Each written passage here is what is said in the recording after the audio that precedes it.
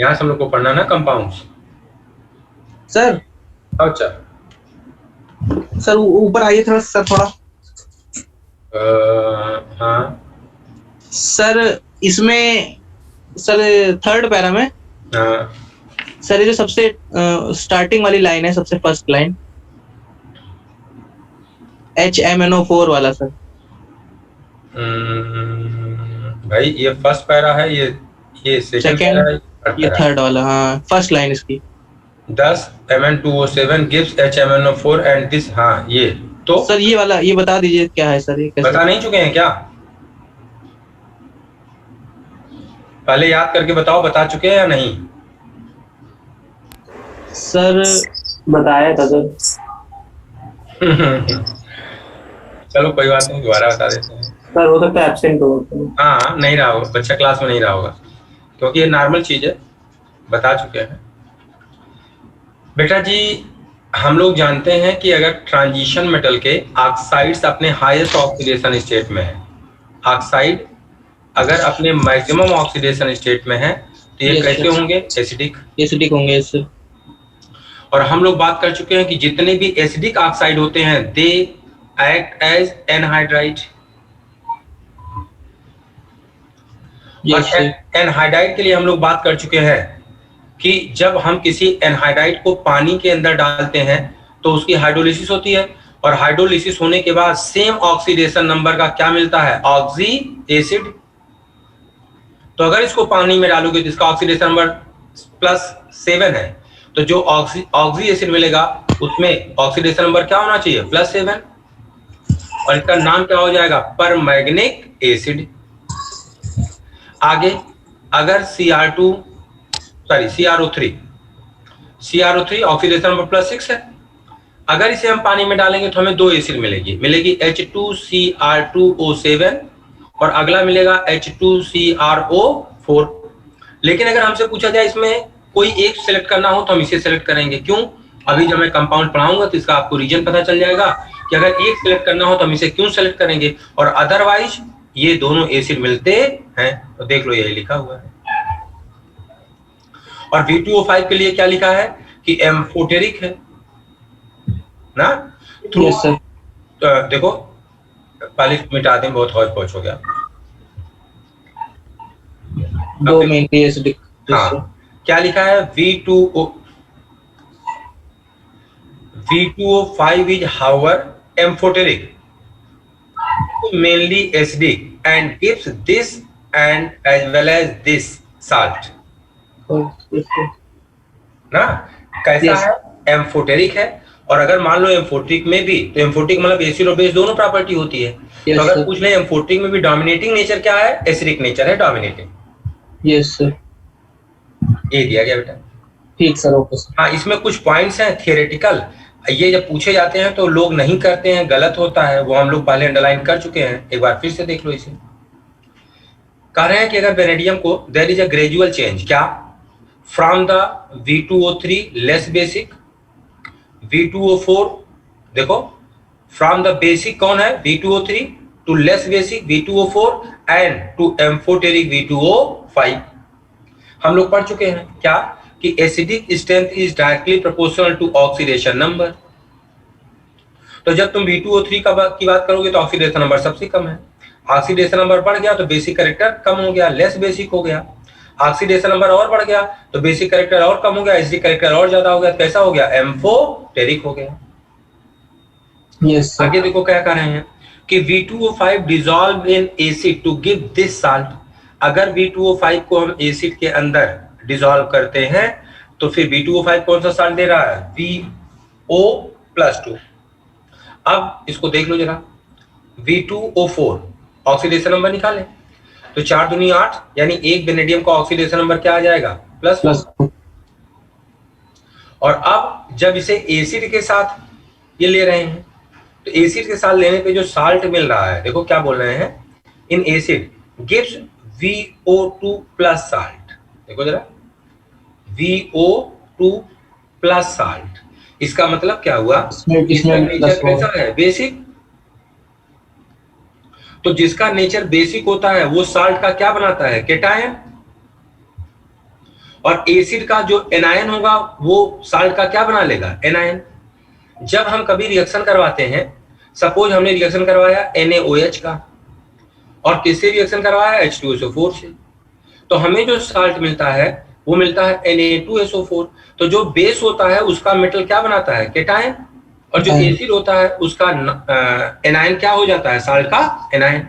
तो चूंकि ये बेसिक नेचर का है, तो जब साल्ट के साथ इसकी रिएक्शन करवाते हो तो जो केटायन आपको मिलता है वो केटायन कैसा मिलता है, ऑक्सी केटायन मिलता है, VO2+, और साथ में इसके साथ क्या जुड़ा होगा, साल्ट का एनायन। सिमिलरली आगे क्या बोल रहे हैं, similarly V2O5 react with alkali as well as acid to give VO4-3 and this। तो देखो जब अल्कली से कोई एम्फोटिक एलिमेंट रिएक्शन करता है, तो सीबीएसई का पूछा गया क्वेश्चन है,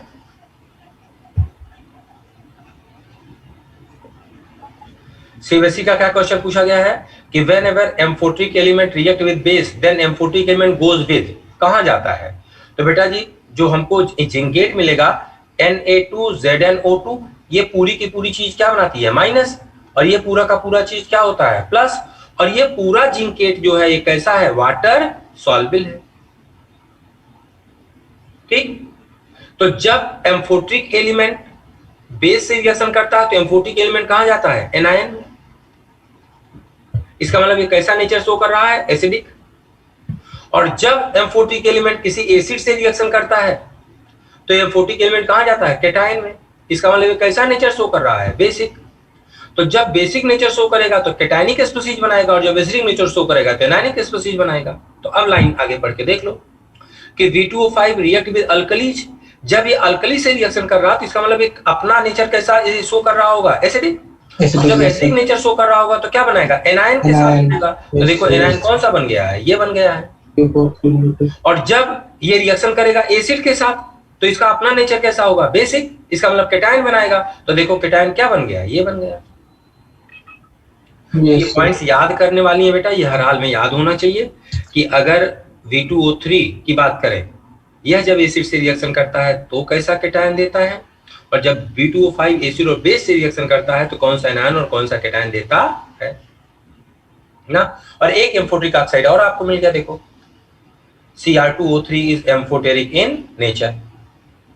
तो अगर एनसीईआरटी के भी आप पे बात करें तो हम लोग जब बोलते हैं कि ट्रांजिशन मेटल अपने इंटरमीडिएट ऑक्सीडेशन स्टेट में एम्फोटिक बनाते हैं, तो बेटा जी एक आपको मिलता है Cr2O3, ये कैसा है, एम्फोटेरिक, और एक वेनेडियम का मिलता है V2O5, ये कैसा है, एम्फोटेरिक।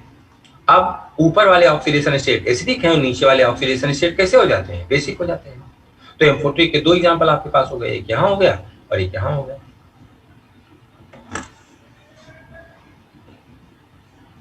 ठीक है। Yes sir, yes sir, yes sir. चलिए ये सब दिमाग में रखना, रिवीजन करते समय एनसीईआरटी के लाइन से क्वेश्चन बनेंगे और ये सब दिमाग में रखना है। उस समय क्वेश्चंस पता तो चले कि कितना एनसीईआरटी फॉलो कर पा रहे हो। चलिए आगे, पोटेशियम डाइक्रोमेट। बेटा जी इसके मेथड ऑफ प्रिपरेशन में 3 रिएक्शंस हैं और तीनों रिएक्शन आपके एग्जाम में पूछी गई हैं। उन तीनों रिएक्शन पे क्या क्या क्वेश्चन बनता है, कैसे कैसे क्वेश्चन बनता है, उसको हम लोग डिस्कस कर लेते हैं। सबसे पहले है कि जब आप पोटेशियम डाइक्रोमेट बनाना चाहते हो तो जो आप स्टार्टिंग रॉ मटेरियल लेते हो ना, स्टार्टिंग रॉ मटेरियल, तो वो स्टार्टिंग रॉ मटेरियल आप क्या लेते हो और कैसे बना रहे हो। तो देखो जो स्टार्टिंग रॉ मटेरियल लेते हो वो लेते हो क्रोमाइट ओर, और क्रोमाइट ओर की रिएक्शन किससे करवाते हैं, सोडियम कार्बोनेट से in the presence of oxygen. ठीक, अब लाइन को पढ़ लेते हैं पूरा। Potassium dichromate is very important chemical used in leather industry. जब इसका लेदर इंडस्ट्री में बेटा काम करते हैं तब लेदर इंडस्ट्री में ये कैसे काम किया जाता है, as a tanning reagent. Tanning reagent, leather के प्रोसेसिंग में एक प्रोसेस आता है बेटा टैनिंग। इसीलिए जहां जहां जिस जिस शहर में लेदर इंडस्ट्री ज्यादा है वहां के पानी में एक कॉमन इंप्योरिटी होती है क्रोमियम की, हेवी मेटल है, डेंजरस है स्वास्थ्य के लिए। तो आपके उत्तर प्रदेश में सबसे ज्यादा क्रोमियम जहां पानी पीने वाले पानी में मिलता है वो आपका आगरा है, अलीगढ़ है, कानपुर है, क्योंकि पूरे यूपी की लेदर इंडस्ट्री इन्हीं 3 शहरों में है। और लेदर प्रोसेसिंग में एक जो प्रोसेस आता है टैनिंग ऑफ लेदर, उसमें क्रोमियम का इस्तेमाल किया जाता है। और टेनरी वाले क्या करते हैं, सोख्ता बना करके जो डिस्चार्ज निकलता सोख्ते में डाल देते हैं, वो धीरे धीरे रिस रिस करके कहाँ चला जाता है, वाटर लेवल में, और उसी वाटर लेवल को हम लोग पी रहे होते हैं। तो इसीलिए इन 3 शहरों में बिना फिल्टर्ड पानी पीने की जरूरत नहीं है। सर टैनिंग क्या होता है? टैनिंग एक्चुअली बेटा, जब आप एक जानवर से खाल निकाल लेते हो और फिर जो उसके गुड्स बनाते हो जिसका हम आप इस्तेमाल करते हैं, बेल्ट है, पर्स है, तो इस प्रोसेसिंग के बीच में एक आता है प्रोसेस टैनिंग। देखो आगे बोल रहे हैं इंडस्ट्री, एंड ये इंडस्ट्री में तो इस्तेमाल होता है टैनिंग के लिए, और आप जानते हो कि वेल नोन ऑक्सीडाइजिंग एजेंट है। और आगे बोल रहे हैं क्या कि as an oxidizing agent for the preparation of many azo compounds. ये अपने ऑर्गेनिक केमिस्ट्री में पढ़ते होंगे आप। तो टैनिंग ऑफ लेदर बेटा एक प्रोसेस, लेदर प्रोसेसिंग में एक फेज है। उससे जैसे अभी मेटलर्जी में हम लोगों ने देखा ढेर सारे फेज हैं, वैसे एक रॉ मटेरियल लेदर यानी रॉ लेदर से गुड्स तक जाने में जो बीच में प्रोसेस आता है उसमें एक प्रोसेस है टैनिंग, और उसमें क्रोमियम के कंपाउंड का इस्तेमाल किया जाता है। आगे dichromate are generally prepared from the chromate. अभी मैंने क्या आपसे बोला, क्रोमेट ओर लेते हैं। जरा बताइए क्रोमेट ओर में 2 मेटल हैं, दोनों का ऑक्सीडेशन नंबर बता दीजिए, पहला क्वेश्चन।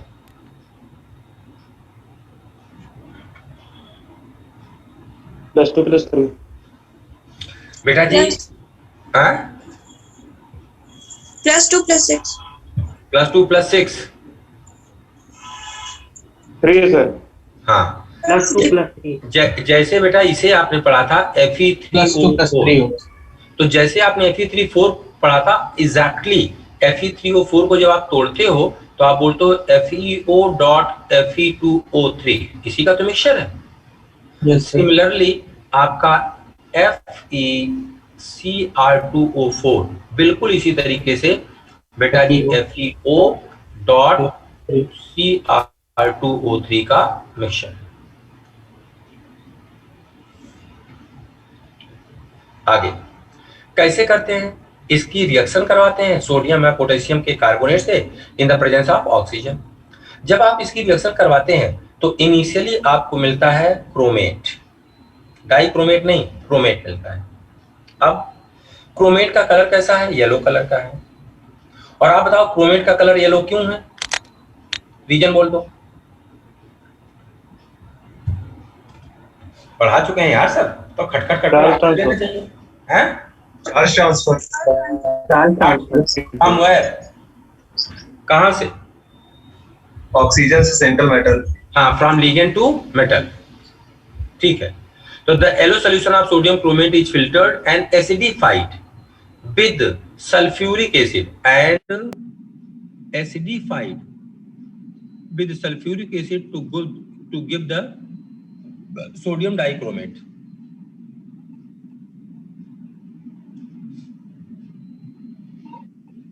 ना नीचे देखो रिएक्शन दिया है।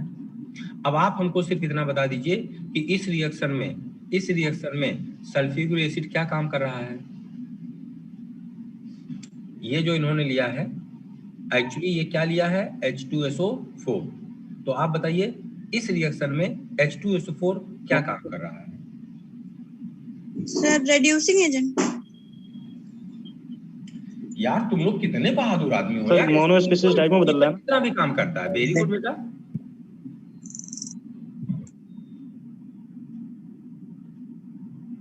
बोलो H2SO4 यहाँ कैसे काम कर रहा है।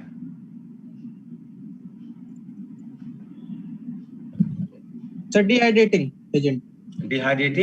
यस डिहाइड्रेटिंग का मतलब समझते हो ना, यस सर, वाटर निकाल पानी निकालेगा। और जिससे रिएक्शन करवा रहे हो उसके पास पानी है क्या, नहीं है सर, तो 2 मॉलिक्यूल्स निकालेगा। तो अरे यार पानी है ही नहीं है तो 2-4 मॉलिक्यूल क्या होगा, पानी निकलेगा, पानी होगा। हाँ यस जो है कहाँ? सर ऐसा है ही नहीं। तो चलो डिहाइड्रेटिंग भी नहीं हुआ, रिड्यूसिंग भी नहीं हुआ। आप बताओ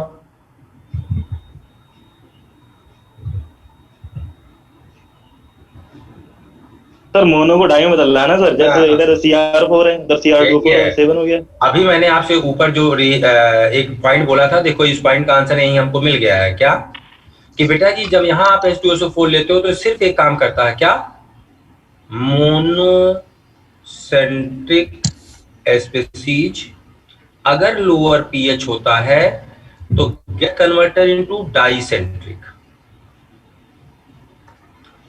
यानी लोअर पीएच पर dicentric species is more stable and higher pH पर monocentric species is more stable.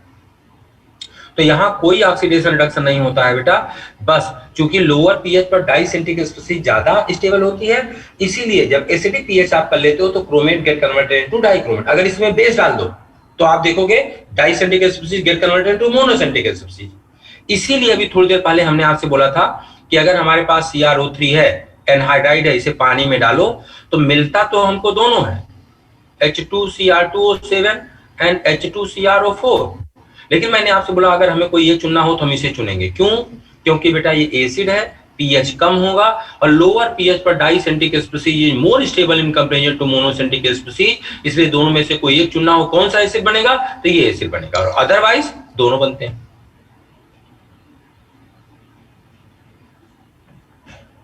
ठीक है, आगे आइए।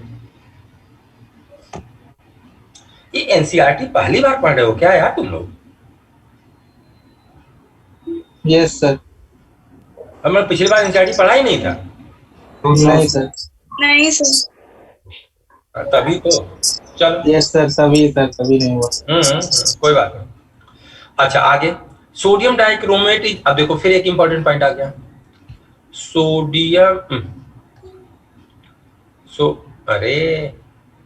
Sodium dichromate is more soluble than the potassium dichromate, और यही रीजन है, ये रिएक्शन देखो करते क्या है, सोडियम डाइक्रोमेट है हमारे पास, इसमें हम KCl डाल देते हैं, इसे गर्म कर देते हैं, दोनों घुल गए, और फिर इसे ठंडा करते हैं, और जब ठंडा करते हैं तो जो चीज वाटर सॉल्युबल है और जो चीज वाटर इनसॉल्युबल है, तो जो इनसॉल्युबल है उसका क्रिस्टल्स बनना शुरू हो जाएगा, और जो सॉल्युबल है वो आयनिक फॉर्म में पड़ा रह जाएगा।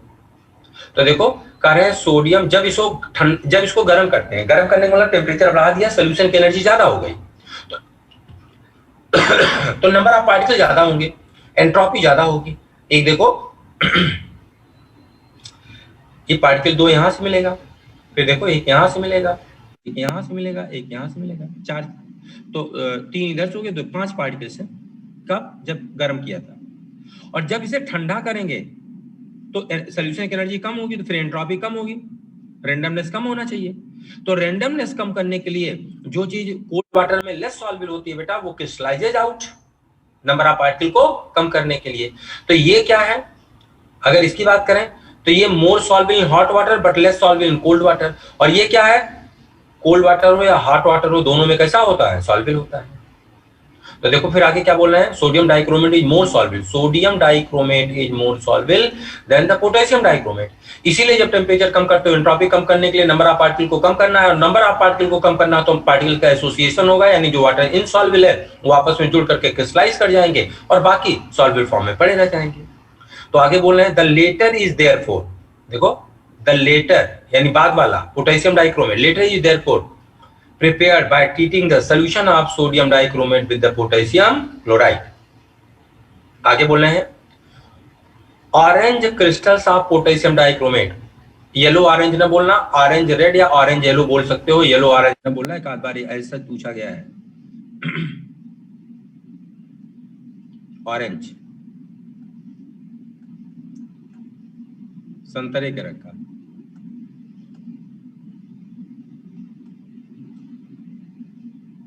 orange crystals of potassium dichromate crystallizes out. The chromate and dichromate are interconvertible in aqueous solution depending upon pH of the solution। अभी ऊपर बोल के आ रहे हैं ना, the oxidation state of chromium in chromate and dichromate दोनों में क्या हो जाता है, +6। नीचे इन्होंने स्ट्रक्चर दे रखा है, एक बार इनका कंटेंट पढ़ लेते हैं और फिर हम आपसे स्ट्रक्चर रिलेटेड क्वेश्चन पूछ लेते हैं। The structure of the chromate ion, this and the dichromate, this shown in below। अच्छा दोनों है क्या, कोई एक का दिख रहा है यार, ओ अच्छा ठीक, कोई बात जरूरत भी नहीं। The chromate ion is tetrahedral, whereas the dichromate ion consists of the two tetrahedral sharing one corner with this and bond angle this. चीज दिमाग में रखनी है.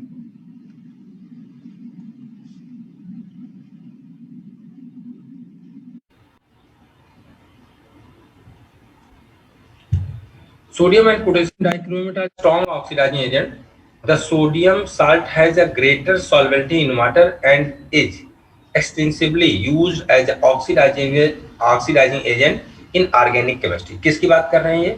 सोडियम एंड पोटेशियम दोनों सॉल्वेबल होते हैं, लेकिन अभी बात कर रहे हैं सोडियम के साल्ट की. तो ये बोल रहे हैं कि sodium salt has greater solubility in water and is extensively used as an oxidizing agent in organic chemistry. Potassium dichromate used as primary standard solution in volumetric analysis. ठीक. अब एक खूबसूरत सा क्वेश्चन आपको आंसर में मिला था, याद करो. क्वेश्चन में आंसर में क्या पूछा गया था कि पोटेशियम डाइक्रोमेट की जगह सोडियम डाइक्रोमेट का वॉल्यूमेट्रिक एनालिसिस में इस्तेमाल नहीं कर सकते. क्यों? इस लाइन को पढ़ लो पहले. सोडियम डाइक्रोमेट डिलिक्विसेंट होते हैं इससे. हाँ, सोडियम डाइक्रोमेट का इस्तेमाल क्या करते हैं बेटा? As a oxidizing agent. और कहां? इनऑर्गेनिक.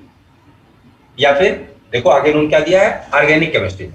यानी प्योरली कैसे इस्तेमाल करते हैं? Oxidizing agent. लेकिन पोटेशियम डाइक्रोमेट का बेसिकली इस्तेमाल करते हैं टाइट्रेशन में, खास करके प्राइमरी स्टैंडर्ड सॉल्यूशन बनाने में. तो इसमें अगर हम पोटेशियम की बात करें तो हम पोटेशियम डाइक्रोमेट का Cr2O7 इसका हम प्राइमरी स्टैंडर्ड सॉल्यूशन बना लेते हैं. लेकिन इसकी जगह सोडियम के डाइक्रोमेट का हम प्राइमरी स्टैंडर्ड सॉल्यूशन नहीं बनाते. क्यों? डिलिक्विसेंट नेचर होता है. और स्टैंडर्ड सॉल्यूशन की एक खास बात होती है क्या? कि इसका कंसंट्रेशन वेल नोन होता है. आपको इसका कंसंट्रेशन नोन होता है और इस नोन कंसंट्रेशन के हेल्प से एक अननोन सॉल्यूशन के कंसंट्रेशन को आप पता करते हैं टाइट्रेशन में. लेकिन अगर ये डिलिक्विसेंट नेचर का है तो समय बीतने के साथ साथ एटमॉस्फेयर से मॉइस्चर को अपने अंदर खींचता रहेगा.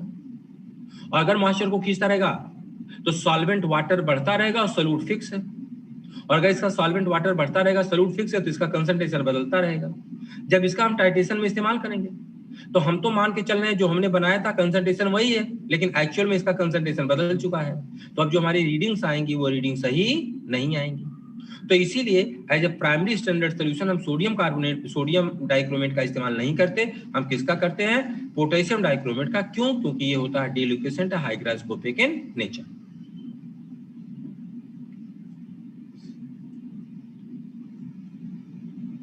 ठीक है. जब ये डाइक्रोमेट अपनी ऑक्सीडाइजिंग प्रॉपर्टी शो करता है बेटा तो ये +6 से कहां जाता है? +3 ना. करता क्या है जो सब लोग करते हैं? आइड को कहां ले जाता है? एलिमेंट में. आइड को कहां ले जाता है? एलिमेंट में ना. अस को कहां ले जाता है? इक में. अस को कहां ले जाता है? इक में. सबकी कहानी बराबर है ना. अब पूरी आने के क्वेश्चन की बात करें तो ये दे दिया गया है, बेकार की बात है, कोई मतलब नहीं है इसका. ठीक. अब आ जाइए जरा इससे रिलेटेड, इसके स्ट्रक्चर से रिलेटेड कुछ बातें हम आपसे कर लें.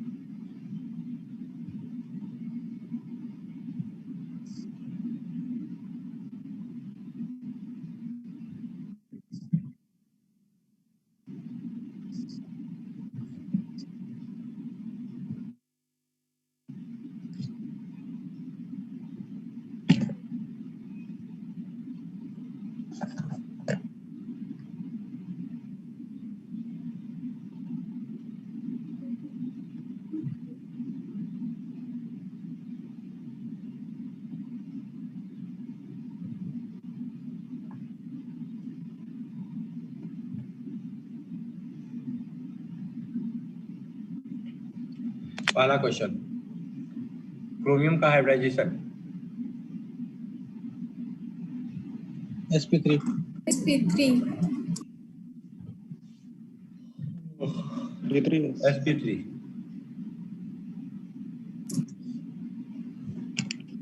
सर अगली चीज, हाँ बेटा, सर ये डायग्राम में सर डबल बॉन्ड्स क्यों नहीं बने? कहाँ बने तो हैं? नहीं सर इसमें सर एनसीईआरटी सर एनसीईआरटी में कहाँ है? अच्छा, जो एनसीईआरटी ने बना रखा है। Yes sir. अरे यार, डबल बांड उसने बनाए हैं, डबल बांड ही है एक्चुअली। अभी जब मैं एक बात यहाँ करूंगा तो हो सकता है आपको आइडिया लग जाए कि डबल बांड क्यों नहीं बने। चलिए आगे, अगली चीज है, इसकी बात करो तो 2TH tetrahedral units jointed by या शेयर्स 1 ऑक्सीजन एटम। अगली चीज, सीआरओ बांड है कितने? 8 यस सर। आइडेंटिकल है या नहीं? 6 आइडेंटिकल है। Yes sir. अगर सीआरओ बांड की बात करें बेटा तो सीआरओ बांड कितने हैं? 8 are not identical.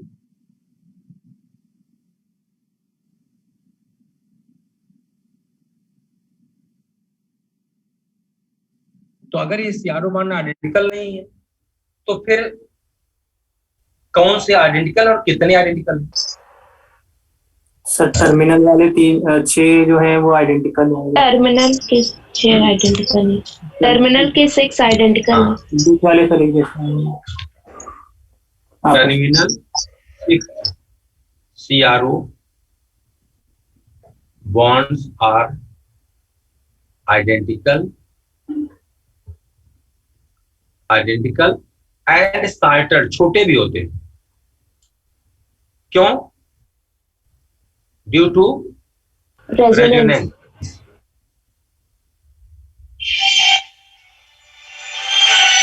due to resonance. Terminal 6 CRO bonds are identical and started due to resonance. ये रेजोनेंस के कारण क्या हो जाते हैं ना। और देखो, टू ब्रिजिंग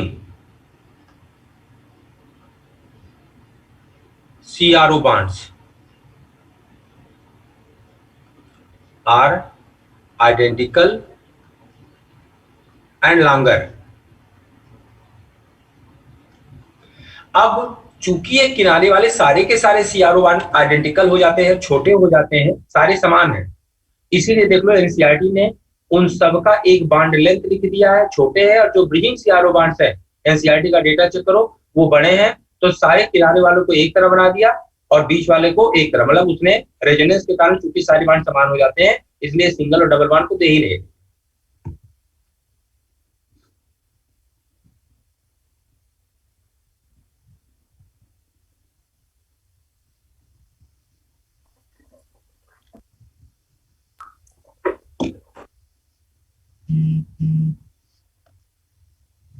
चलिए, बॉन्ड ऑर्डर कितने तरह का है? 2 तरह। जरा बॉन्ड ऑर्डर बता दो। किनारे वाले जो आइडेंटिकल है उनका बॉन्ड ऑर्डर बता दो। टर्मिनल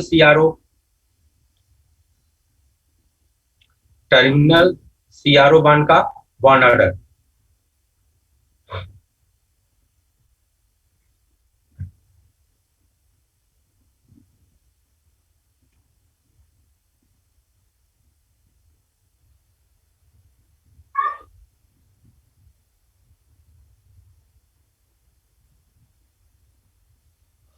बोलो भैया। 1.5। 1.5 बहुत सही बेटा, बहुत सही, बकम बहादुर।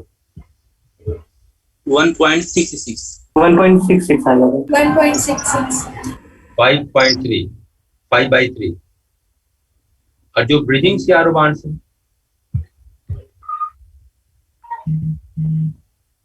ब्रिजिंग इनका बॉन्ड ऑर्डर क्या होता है? 1। सर ये 5/3 वाला एक बार बता दीजिए। क्या बेटा? सर 5/3 वाला। अच्छा, एक्चुअली अगर आप स्ट्रक्चर देखो तो जब स्ट्रक्चर से हम लोग बॉन्ड ऑर्डर निकालते हैं तो हम लोग क्या बोलते हैं, जितना रेजोनेटिंग स्ट्रक्चर बनेगा उन सब में किसी दो एटम के बीच के सारे नंबर ऑफ बॉन्ड काउंट कर लो और डिवाइडेड बाय रेजोनेटिंग स्ट्रक्चर कर लो। Yes sir. तो बेटा जी मतलब इस किनारे पे देखो 3 ऑक्सीजन है तो रेजोनेटिंग स्ट्रक्चर कितना बनेगा, 3 बनेगा। 3 और अब किसी सीआरओ बॉन्ड को फिक्स कर लो, किसी को, तो जब उन दोनों के बीच का बॉन्ड काउंट करोगे तो यहाँ एक बॉन्ड, पहली बार एक बॉन्ड आया है, अब जब भी ऑक्सीजन यहाँ आएगा तो यहाँ डबल बॉन्ड हो जाएगा, और जब भी ऑक्सीजन यहाँ आएगा तब भी यहाँ डबल बॉन्ड होगा। तो टोटल नंबर ऑफ बॉन्ड तीनों स्ट्रक्चर में कितने हो जाएंगे, 2 2 4 1 5, 5 स्ट्रक्चर कितने बनेंगे, 3, 5/3। और यहाँ रेजोनेंस होगा या नहीं, इसलिए यहाँ बॉन्ड ऑर्डर 1 हो जाएगा।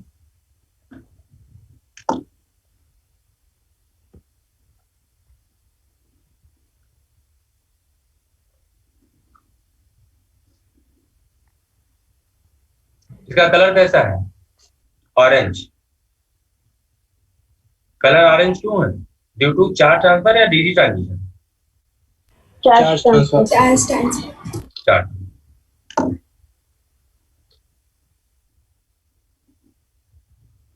यहाँ इसका भी यहाँ हाइब्रिडाइजेशन क्या है, sp3। sp3। यहाँ सीआरओ बॉन्ड कितने हैं, 6 हैं। अरे यार, क्या होता है भाई,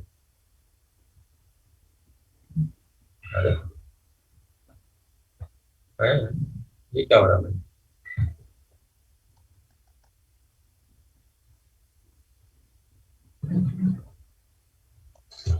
अरे यार ये होता क्या है यार, डेली कुछ न कुछ हम लोग का पंगा होता है। ये भी सर, ये भी अच्छा है सर। अरे तो अच्छा, लेकिन कुछ चल नहीं रहा ना इस पे, सर हैंग कर गया है कुछ तो गड़बड़ हुआ ही है। अरे हाँ सर, ये भी सही है सर। अरे सही है यार, चलना भी चाहिए, मेरी पेन तो चलेगी सब सही है, कि सही होगी क्या करें, यस सर। कह रहे नहीं चल रही तो सही हो क्या करेगा, लो यार डेली नाटक करता है। चले आ गया सर, आ गया। हाँ, आ गए। अच्छा आ रहे हैं, इसने कलर भी चेंज कर लिया देखो। हाँ सर, ये भी अच्छा है सर। चलो ठीक ही है। हाँ तो अब बच्चा अगर इसकी बात करें तो यहां भी हम लोग क्या बोल रहे हैं कि हाइब्रिडाइजेशन क्या है, sp3 टेट्राहेड्रल। सीआरओ बॉन्ड की बात करते हैं तो सीआरओ बॉन्ड यहाँ कितने हैं, 4, और सारे आइडेंटिकल हैं, all are identical. Bond order बता दो, एक ही तरह का बॉन्ड पाया 1.5। बोलो। तो यहाँ तो Yes, कुछ करना ही नहीं है यार, 2 सिंगल बॉन्ड और डबल बॉन्ड एवरेज निकालोगे क्या आ जाएगा, 1.5। कलर्ड होता है या कलरलेस होता है, कलर्ड होता है। कैसा होता है, येलो होता है। येलो क्यों होता है, चार्ज ट्रांसफर के कारण चार्ज ट्रांसफर ना। ये स्टेबल कब होता है, हायर पीएच पर, ये स्टेबल कब होता है, लोअर पीएच पर। सर इसमें रिजोनेंस नहीं होगा क्या? हाँ बेटा, सर इसमें रिजोनेंस नहीं होगा? अगर रेजोनेंस नहीं होता तो बॉन्ड समान कैसे हो जाता। तो सर इसमें कितने स्ट्रक्चर्स होंगे? बना के देख लो। 4 होंगे। जब रेजोनेटिंग स्ट्रक्चर बेटा आप बनाते हो तो आइटम्स का पोजीशन चेंज नहीं किया जाता, यस सर। सिर्फ चेंज किया जाता है बॉन्ड की पोजीशन। और दूसरी बात, जितने ऑक्सीजन होते हैं उतने रेजोनेटिंग स्ट्रक्चर बनते हैं। तो देखो हमने सारे आइटम्स की पोजीशन फिक्स रखी है, अब बॉन्ड की पोजीशन चेंज कर दो। चलो इस बॉन्ड को क्लॉकवाइज घुमा दो, जब क्लॉकवाइज घुमाओगे एक ऑक्सीजन यहां आ जाएगा, ये वाला बॉन्ड, और ये वाला बॉन्ड आगे चला जाएगा, ये डबल बॉन्ड यहां आ जाएगा और अगला डबल बॉन्ड यहां चला आएगा। इसको भी क्लॉकवाइज घुमा दो, जब इसको क्लॉकवाइज घुमाओगे तो एक माइनस चार्ज यहां आ जाएगा, ये वाला माइनस चार्ज यहां आ जाएगा, ये वाला डबल बॉन्ड इधर चला गया और ये वाला डबल बॉन्ड इधर आ गया, 3 हो गए। फिर एक बार घुमा दो, तो जब इसको क्लॉकवाइज घुमाओगे तो अब दोनों माइनस कहाँ आ जाएंगे, इधर आ जाएंगे, और दोनों प्लस कहाँ चले जाएंगे, तो मतलब डबल इधर आएंगे। आप जब इसको एक बार फिर घुमा दोगे तो देखो पहले वाला स्ट्रक्चर रिपीट हो जाएगा। तो इसका मतलब अब अगला रेजोनेटिव स्ट्रक्चर हम बना नहीं सकते। अब टोटल नंबर ऑफ बॉन्ड किन्हीं भी दो एटम को फिक्स करके बॉन्ड काउंट कर लो। तो बेटा जी मान लो हम इन दोनों को फिक्स कर लें तो हर स्ट्रक्चर में यही दो देखेंगे, एक बॉन्ड यहाँ है, दो बॉन्ड यहाँ है, 2 1 3, 3 2 5, देखो 5 1 6, और कितने स्ट्रक्चर बने हैं 4, तो सिर्फ को 4 से डिवाइड कर दो 1.5। Yes sir, yes.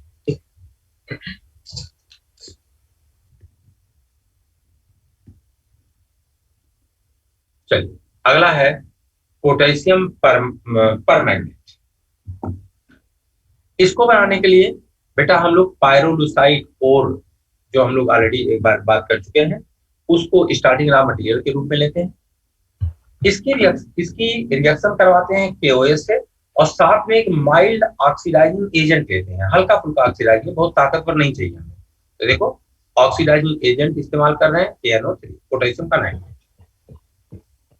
हमको मिलता है K2MnO4 और दिस, और अब K2MnO4 की बात करें तो ऑक्सीडेशन नंबर 6 है, और इस ऑक्सीडेशन नंबर 6 से हमें जाना कहाँ है अल्टीमेटली ऑक्सीडेशन नंबर 7 में। तो MnO4-2, इसका मतलब ऑक्सीडेशन नंबर यहाँ क्या है 6, और अल्टीमेटली हमें कहाँ जाना है MnO4- में, यानी ऑक्सीडेशन नंबर कहाँ जाना है 7। तो कह रहे हैं this produce the dark green K2MnO4 which disproportionate in neutral or acidic solution to give the permanganate। Important line है, याद होनी चाहिए।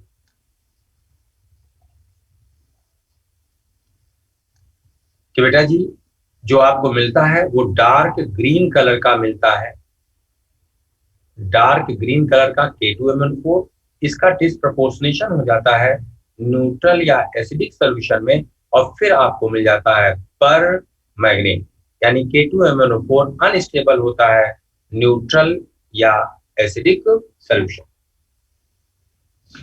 ठीक, और वो रिएक्शन इन्होंने यहाँ नीचे दे रखी है, डिस्प्रपोर्शनेशन उसी का ऑक्सीडेशन और उसी का रिडक्शन। फिर ये तो नॉर्मल बात हो गई।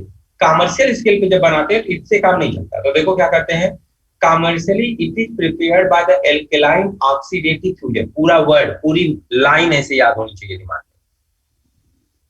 Commercially it is prepared by the alkaline oxidative fusion of MnO2 followed by the electrolytic oxidation of magnet. ये पूरी लाइन याद होनी चाहिए आपको एज सच। और अब ये कैसे कर रहे हैं तो देखो नीचे रिएक्शन दे दिया, पहले इसको इसके साथ फ्यूज करते हैं, आपको ये मिलता है, और फिर इसका क्या करते हैं ऑक्सीडेशन। बेटा इसका ऑक्सीडेशन दो तरह से करते हैं, electrolytic oxidation and chemical oxidation. लेकिन जब इसका इलेक्ट्रोलाइटिक ऑक्सीडेशन करते हैं तो सोल्यूशन कैसा लेते हैं एल्केलाइन। ये सारे पॉइंट दिमाग में रखने वाले हैं, ध्यान रखना है एल्केलाइन।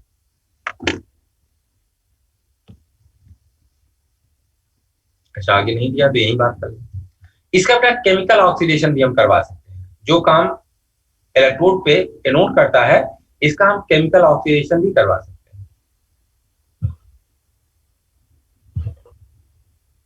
और जब इसका केमिकल ऑक्सीडेशन करवाते हैं तो ऑक्सीजन फैमिली में हम आपको जिक्र करके आए हैं ओजोन का, ओजोन का इस्तेमाल कर सकते हैं, क्लोरीन का इस्तेमाल कर सकते हैं, और सम टाइम्स कार्बन डाइऑक्साइड का इस्तेमाल करते हैं जब हम मैग्नेट से परमैंगनेट बनाते हैं बाय द केमिकल ऑक्सीडेशन।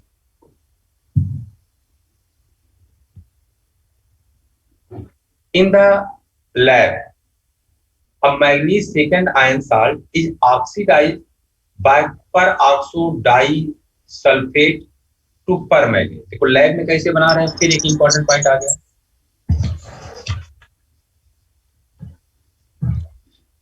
कह रहे हैं कि Mn+2 का आयन ले लेते हैं और इसका peroxo disulfate यानी पेरोक्सो डाइसल्फ्यूरिक एसिड या 8 की बात करते हैं तो साल्ट हम लोग लेते हैं, इससे इसका क्या करवा दे रहे हैं सल्फेट आयन से ऑक्सीडेशन करवा दे रहे हैं, और आपको क्या मिल जाता है ये।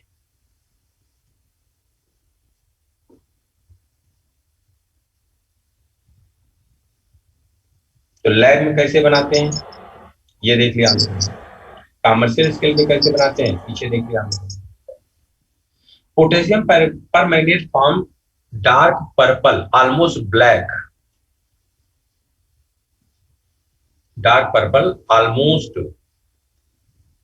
करीब करीब black crystal which is isostructural with those of केस येलो। और ये क्रिस्टल जो बना ये आइसोस्ट्रक्चरल होता है, crystal which are isostructural with those of case yellow 4. The salt is not very soluble in water, बहुत ज्यादा soluble नहीं है, but when heated it decomposes at this thermal decomposition। हर हाल में हमें याद होना चाहिए, तो वहां हम लोगों ने नहीं देखा तो उसका भी थर्मल डिकम्पोजिशन यही नोट कर लो। K2Cr2O7 जब इसका थर्मल डिकम्पोजिशन करवाते हैं तो बेटा हमें मिलता है K2CrO4, साथ मिलता है Cr2O3, साथ मिलता है ऑक्सीजन गैस।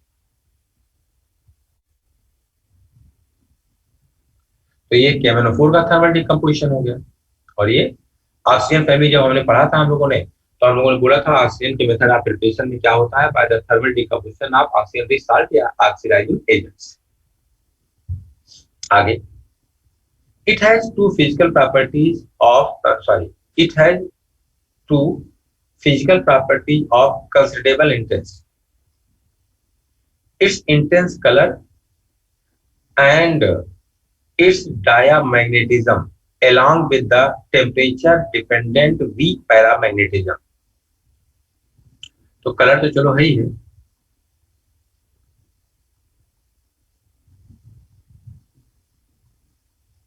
क्या पहला पॉइंट है कलर, और ये दूसरा पॉइंट है बेटा temperature dependent diamagnetism and paramagnetism. This can be explained by the use of molecular orbital theory which is beyond the present scope। और इसे हम लोग एमओटी से एक्सप्लेन कर सकते हैं, लेकिन फिलहाल ये हमारे कोर्स के बाहर की बात है, हमारे काम की चीज है। The magnet and permanganate ions are tetrahedral। The pi bonding takes place by the overlapping of p orbital of oxygen with the d orbital of manganese। The green magnet is paramagnetic because of one unpaired electron, but the paramagnet is diamagnetic due to the absence of an unpaired electron। तो अभी हम लोग देख लेंगे आगे, कोई बात नहीं। Acidified permanganate solution oxidizes oxalate to carbon disulfide, ferrous को फेरिक में, नाइट्राइट को नाइट्रेट को, आयोडीन को nitrate and iodine and free iodine, ये नीचे दे रखा है।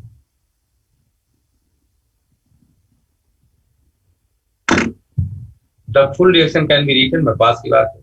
हाँ, इसमें बस एक चीज आपको दिमाग में रखने वाली बात है क्या, कि ये जो रिएक्शन दी गई है, if we represent the reduction of permanganate to manganate, manganese dioxide and manganese second salt by the half reaction, तो बेटा इन्होंने एक कंडीशन दे करके इन्होंने दिखा रखा है कि इसका रिडक्शन होता कैसे है जब ये ऑक्सीडाइजिंग एजेंट की तरह काम करता है। तो ये हमारे किसी काम का नहीं है। We can very well see that the hydrogen ion concentration of the solution plays an important part in influencing the reaction। अब यहाँ ये दिखा रहे हैं, देखो हाइड्रोजन आयन ये है, हाइड्रोजन आयन इतना हो गया, इलेक्ट्रोड पोटेंशियल का फ्लक्चुएशन आ गया।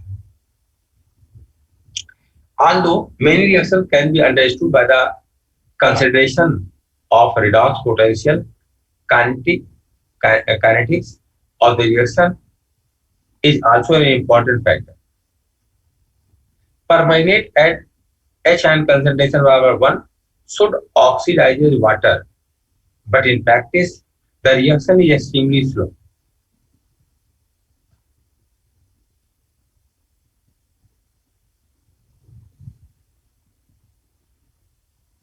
चलो, unless either manganese second ion are present or the temperature is raised.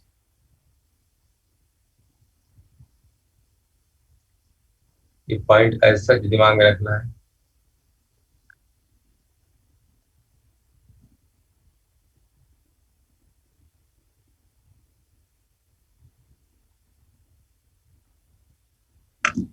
चलो, इसका आ गया ऑक्सीडाइजिंग बिहेवियर बेटा।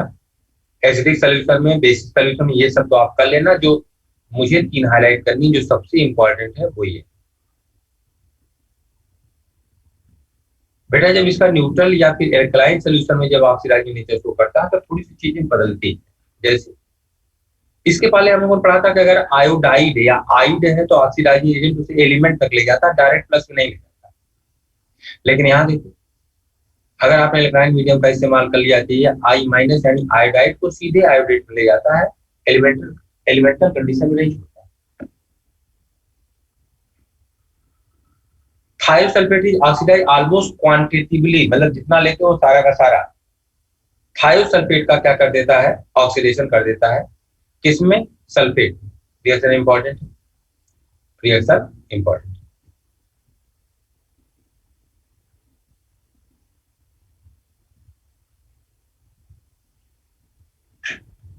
चलिए आगे। Besides its use in the analytical chemistry, potassium permanganate is used as a favorite oxidant in preparative organic chemistry. It's used for the bleaching of wool, cotton, silk, and other textile fibers. Uses for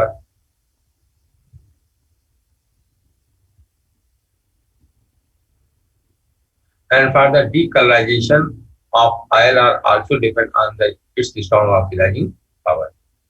ये use bleaching वाला use generally देखो, किसी से बात करो तो bleaching केवल food के लिए बोलते नहीं है, लेकिन यहाँ स्टार्टिंग में दे रखा कि केवल फूड ब्लीचिंग एक्शन भी शो करता है।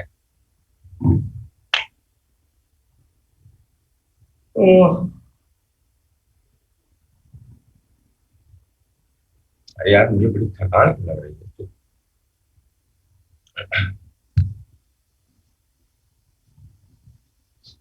हो गया अच्छा? Yes, sir. चले, जब लैंथेनाइड एंड एक्टिनाइड, अब मैं इसकी जनरल बातें कर ले रहा हूं और बाकी लैंथेनाइड एक्टिनाइड की बातें हम लोग कल करेंगे। आइए इसकी जनरल बातें पहले कर लें।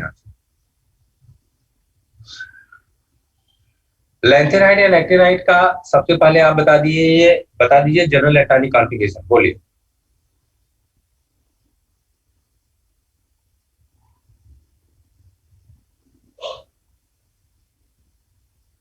बोलो भैया।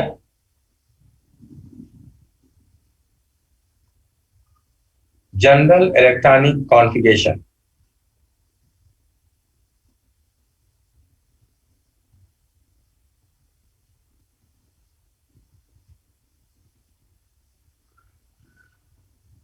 अरे यार, कोई बोलेगा नहीं।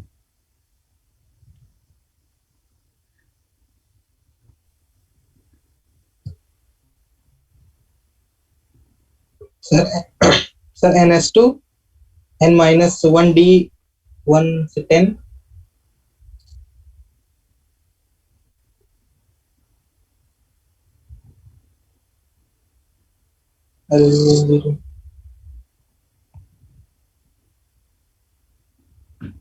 पीआई टेबल में इनका डिस्ट्रीब्यूशन देखें तो ये सारे के सारे ग्रुप थर्ड में होते हैं। Group third actually transition element का ग्रुप है।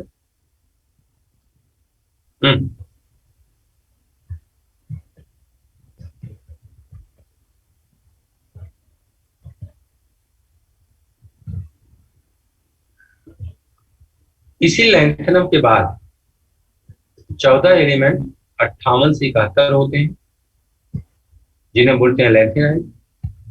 और एक्टिनियम के बाद 14 एलिमेंट होते हैं 90 से लेके 103, इन्हें बोलते हैं एक्टिनाइड।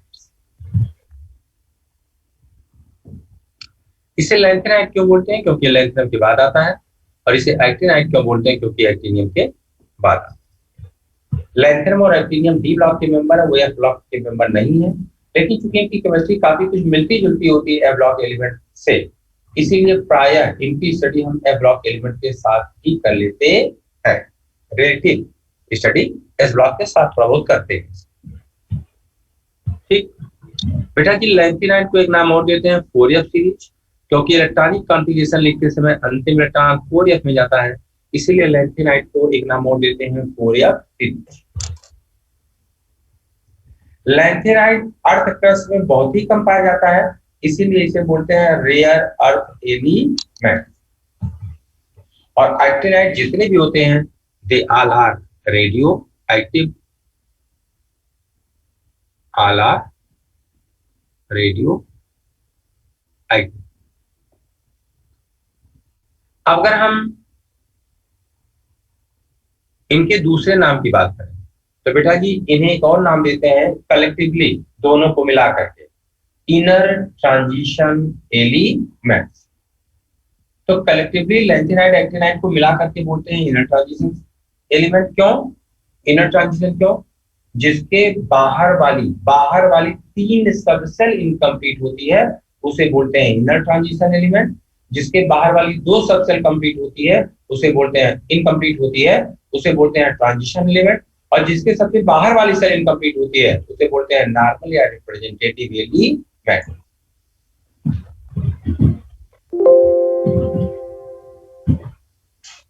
ठीक है बेटा जी, एटॉमिक नंबर 92 के बाद पहला एटॉमिक नंबर होता है 93 Np नेप्च्यूनियम। आफ्टर एटॉमिक नंबर 92 जो पहला ही होता है वो होता है नेप्च्यूनियम। इन सब को 92 के बाद जितने एलिमेंट हैं they all are man made.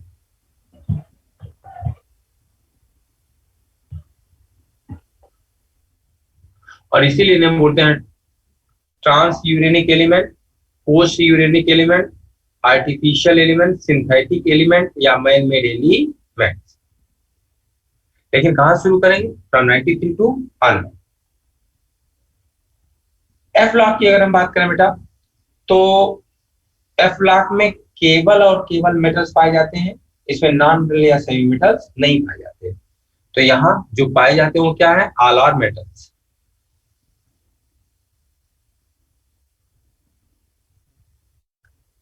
सारे के सारे जो पाए जाते हैं वो क्या होते हैं? मेटल। अगर लैंथेनाइड की बात करें तो इन सारे लैंथेनाइड में only one is radio active.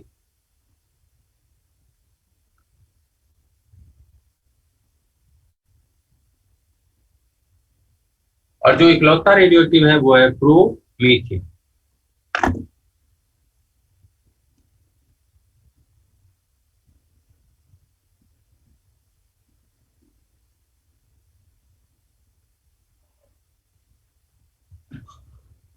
एक हेडिंग डाल दीजिए बेटा, electronic configuration and related question. और क्लास में यही छोड़ देंगे, बहुत एग्जर्शन फील हो रहा है।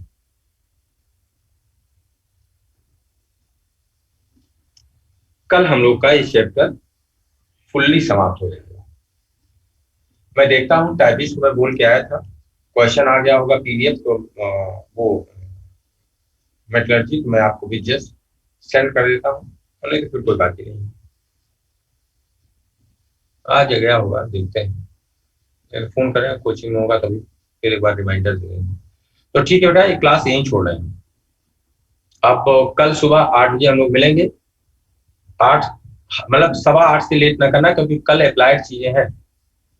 इलेक्ट्रॉनिक कॉन्फ़िगरेशन रिलेटेड क्वेश्चन करेंगे, जब ए ब्लॉक के करेंगे तो साथ में डी ब्लॉक की टाइप ऑफ क्वेश्चन कवर करेंगे। हाँ बेटा। ये ग्रेविमेट्रिक एस्टिमेशन क्या होता है सर? हाँ बेटा, ग्रेविमेट्रिक, इसमें सर लिखा हुआ है the compound used for gravimetric estimation of copper second. हाँ सर इसमें 4 कंपाउंड दिए हैं, जैसे कि Cu2O दिया है सर, Cu2CO3 दिया है सर, Cu2I2 दिया है सर, और एक Cu2SCN का होल ट्वाइस दिया है सर। बायोमेट्रिक एनालिसिस नहीं पढ़ा? एनसीईआरटी में तो है नहीं सर।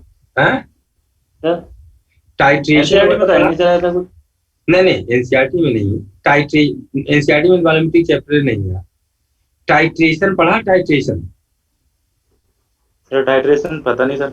अरे यार N1 V1 बराबर N2 V2, जब नल पॉइंट मिलता है कलर चेंज होता है या ऐसा कुछ होता है, फिनाफ्थलीन वगैरह का इस्तेमाल इंडिकेटर के रूप में नहीं करते हैं? करते हैं सर। तो जब कभी इस सब का जिक्र हुआ था तो ऐसा कुछ वहां बात नहीं की गई? सर पढ़ाए कहाँ सर टाइट्रेशन? हमें तो सर पता नहीं है कुछ अभी तक। सर टाइट्रेशन सर न्यूमेरिकल्स तो मिल जाते हैं लेकिन सर ऐसे नहीं होता है।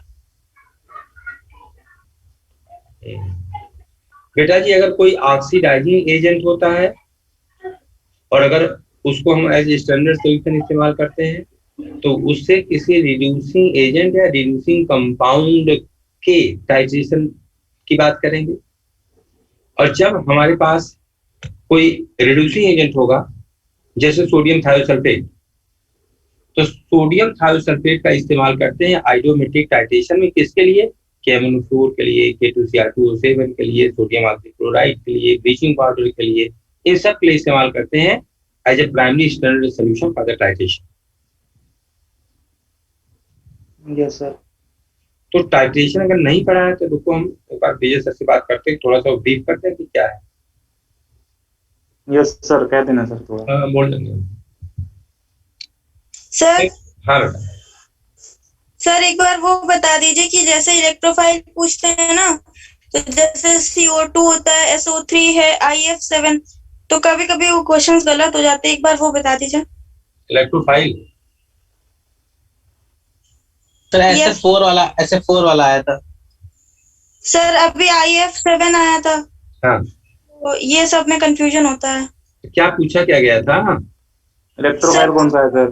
में आया था इलेक्ट्रोफाइल का, तो सर हमें ये पता था ना कि जिसमें डी ऑर्बिटल होता है वो मतलब एक्ट कर सकते हैं, तो उसमें CO2 टिक किया था, लेकिन सर IF7 था। IF7 इलेक्ट्रोफाइल है? नहीं होगा सर, शायद ये होगा सर। बेटा अब ये फिर एक बार ऑर्गेनिक सर उसमें बताया नहीं सुनो आप, ये आप थोड़ा सा, चूंकि ये चीजें मेरे टच में, इधर क्या साल 2 साल 3 साल हमने देखा ही नहीं, जरूरत ही नहीं होती। तो जब टॉपिक हो गया भाई ये पढ़ाना, तो दूसरा आदमी देखता ही नहीं। तो आप एक बार अमरीश सर की भी क्लास अब लगने जा रही है, उन्हें तो हमको लगता हो सकता है इसको तो विजय सर से डिस्कस कर लोगे तो भी बात बन जाएगी।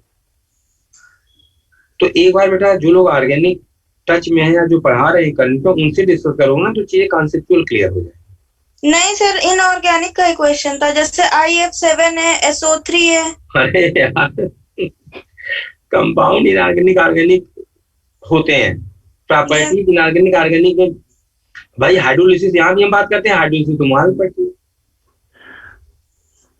कौन इलेक्ट्रोफाइल की तरह काम करेगा और कौन इलेक्ट्रोफाइल की तरह काम नहीं करेगा। जैसे केमिकल बॉन्डिंग एक चैप्टर आप पढ़ते हो बेटा, वैसे एक चैप्टर पढ़ते हो रिएक्शन मैकेनिज्म। रिएक्शन मैकेनिज्म कुछ नहीं है, और ऑर्गेनिक केमिस्ट्री की केमिकल बॉन्डिंग है।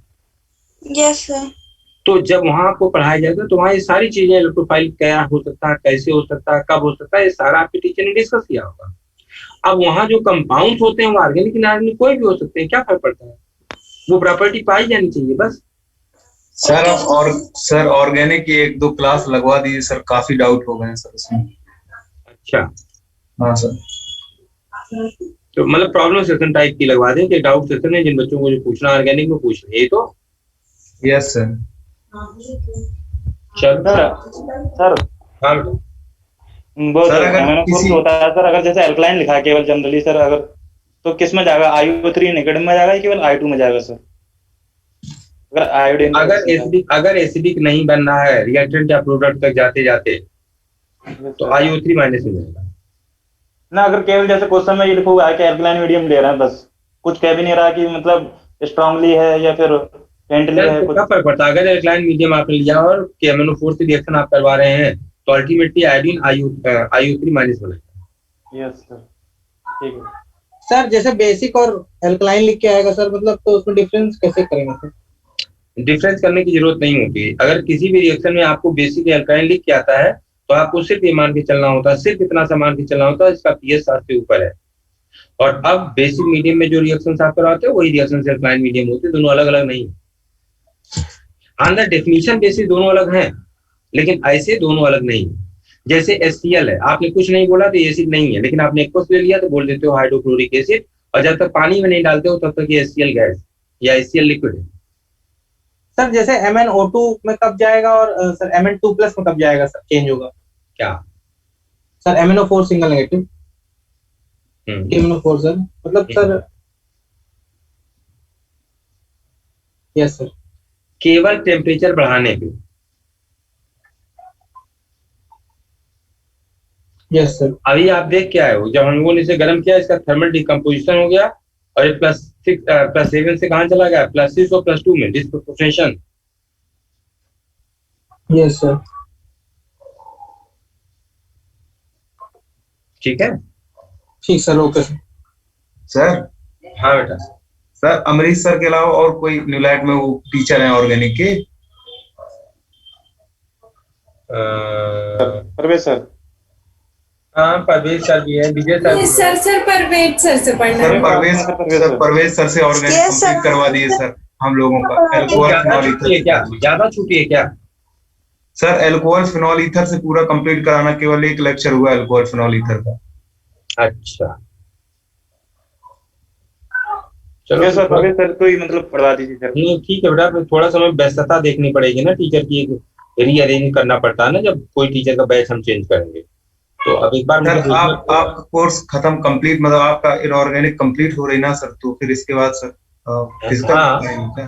हाँ तो सर इसी में अगर परवेज सर आ जाते सर। नहीं ऐसा नहीं बेटा, एक्चुअली जो बैच उनको दिया है मैंने, तो अगर उसको मैं चेंज करूंगा ना तो उस बैच में फिर किसी टीचर को एंगेज करने के लिए जाना ही होगा, तो वो सडन तो नहीं हो पाएगा, लेकिन हाँ ये हो सकता है कि हमारा समाप्त हो गया, हमने उधर विजय सर को लगा दिया, तब जब तक वो फिजिकल करवा रहे हैं 2-4-6 दिन, तब तक एक अरेंजमेंट में देखूं, कोशिश करूं, तो हो सकता है हो जाए, तो देखता हूं।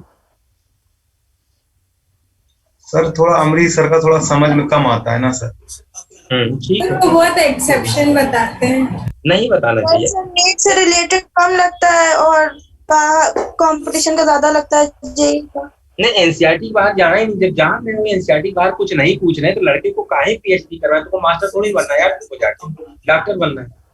हाँ सर, वैसे ही क्वेश्चन ऑर्गेनिक में टेस्ट फिर वो ऐसे क्वेश्चन पूछते हैं, हम लोग कुछ भी बताते हैं वो गलत हो जाता है। मैं पूछता मैं भी हूँ, लेकिन देखो मैं एनसीईआरटी बाहर नहीं जाता। सर एक आध 2 पॉइंट हो तो सर वो बता दिए, लेकिन सर अगर पूरा बाहर से जाते हैं सर। चलो अच्छा ठीक है, पहले तो फिर मैं आपको फिजिकल में विजय सर भेजता हूँ, तो इधर 2-4 दिन मुझे समय मिल जाएगा, तो तब थोड़ा सा सेट किया जा सकता है, तो ठीक है। फिलहाल तो फिजिकल आपकी कंटिन्यू होगी, फिर मैं देखता हूँ, ठीक है बेटा। अभी तो कल सुबह हमारी मुलाकात होगी, कल कोर्स समाप्त करने के बाद भी हम लोग इस सब पॉइंट को डिस्कस कर सकते हैं, ठीक है बेटा। मैं क्लास यहीं एंड कर रहा हूँ, कल सुबह मैं आपको जगाऊंगा, 8 बजे हमारी आपकी मुलाकात है। हाँ ठीक है ऋषभ बेटा, मैंने पढ़ लिया जो आपने बोला है, ये बात मुझ तक आ गई, तो अब ये मेरी जिम्मेदारियों में करना है, तो डोंट वरी, परेशान ना हो। Thank you sir. Thank you, sir. Thank you sir. Thank you sir. Okay thank you.